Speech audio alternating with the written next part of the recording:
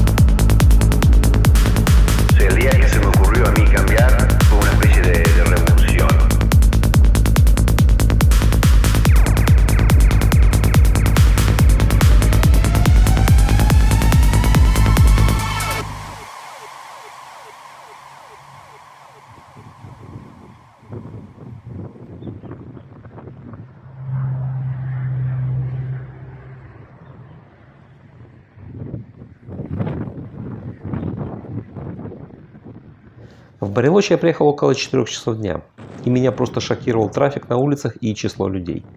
Я напрочь отвык от такого за 2 недели пустынной Патагонии. И ни разу поэтому не соскучился. Хотя у меня же есть опробованный прием, как посмотреть город без толп людей. Надо завести будильник на 5:30 утра.